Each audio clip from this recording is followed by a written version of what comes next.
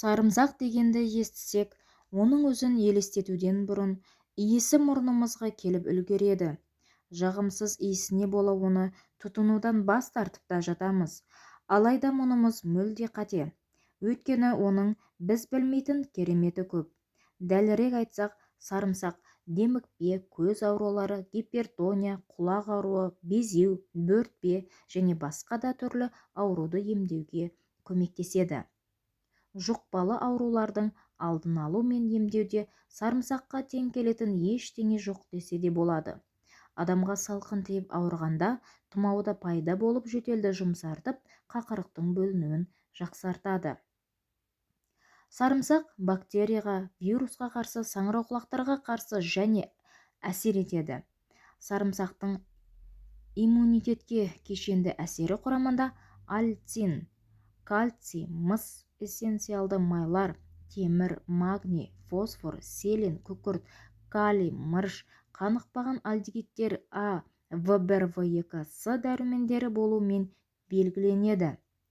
Сарымсақты пайдалану суық тигізу ауруларының ұзақтығы мен симптомдарының айқындылығын 80% төмендетуге және қайта жұқтыру қаупін 90%-ға қысқартады.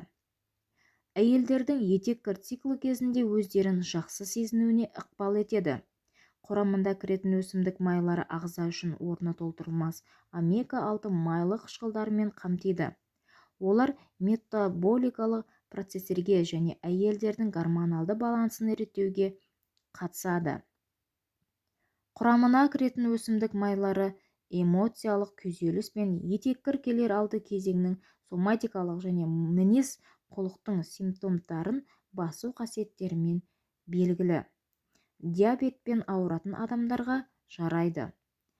Жаратушы иеміз сарымсақтың құрамына өте бай етіп жаратқан. Сарымсақ Құранда хадистерде айтылатындығына көңіл аударыңыз. Алла тағала Мұса пайғамбар алейхиссалам қауымын түрлі сынаққа салып, 40 жыл шөлде қаңғыртқаны белгілі. Көктен бізге тамақ түскен дегенде оларға үнемі бөдене еті мен мәнна шырыны түсіп тұрған. Ардақты Мұхаммед пайғамбарымыз саллаллаху алейхи уассалам бір қатар хадистерінде сарымсақтың өте пайдалы екендігін, оны емге жарату керектігін білдірген. Сарымсақ 70 түрлі ауруға ем.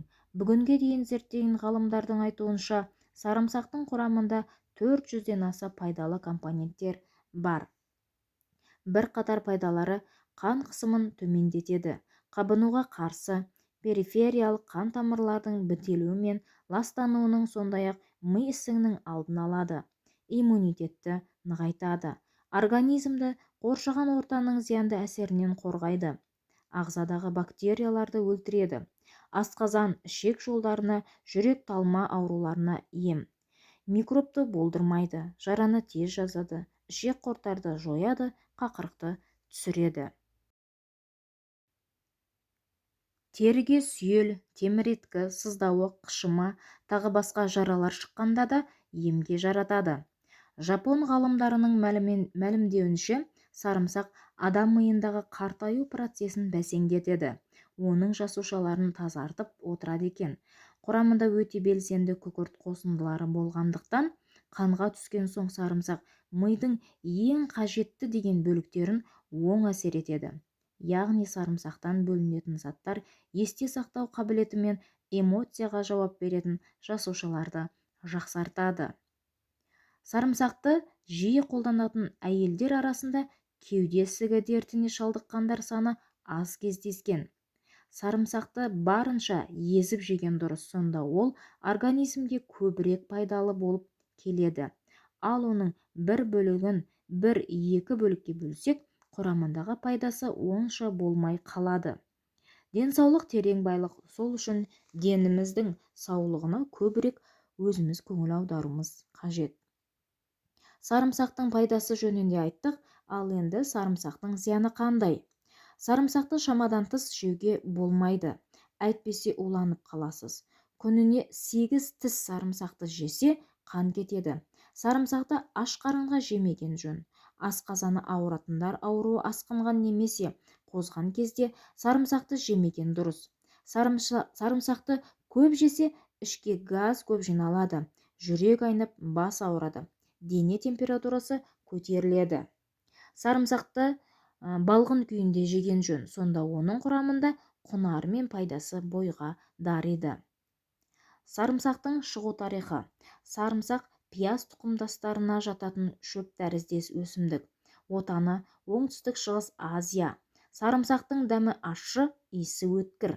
Оның себебі құрамындағы эфир майында жатыр. Ауызды сасытып жағымсыз иіс шығаратын да қасиеті бар. Сарымсақ екі түрлі іріктемесі бар: күздік сарымсақ, жаздық сарымсақ. Сонымен бірге тау сарымсағы, жабайы сарымсақ деген түрлері де бар. Күздік сарымсақ қысқа қарай егіледі, ал жаздық сарымсақ көктемде егіледі. Сарымсақтың таралуы орталық Азияда, сондай-ақ Италияда да және Францияда да өседі. Мамандардың айтуынша 100 грамм сарымсақта 150 калория бар. Жөтел кезінде сарымсақтың пайдасы: 10 шақты пиязды бір бас сарымсаққа араластырып тұрып, сүтке салып, жұмсарғанша қайнатып, оған аз ғана балды қосады. Мұны күшті жөтел кезінде сағат сайын ішуге болады. Және мен сіздерге сарымсақ туралы қызықты ақпаратпен бөлісейін. Сарымсақ құрметіне ақш-та қала атауын берген. Чикаго индейстер тілінен аударғанда жабайы сарымсақ деген мағынаны білдіреді. Сарымсақты жегеннен кейін шығатын иістен құтылу үшін сүт ішу жеткілікті. Достар, каналым ұнаса, каналыма тіркеліп, қоңыраушаны басып, лайк басып, жақсы пікірмен бөлісуді сұраймын. Сарымсақтың артық салмақтан арылуға да көмектесетін қасиеті бар. Сарымсақты үнемі тұтыну жүрек ауруының қаупін азайтады. Сарымсақ бұл табиғи антибиотик. 18 ғасырдың басында бұл өсімдік Европаны обадан құтқарды. Белгілі болғандай, сарымсақ пен сірке қоспасы бұл қорқынышты ауруды жеңуге көмектеседі.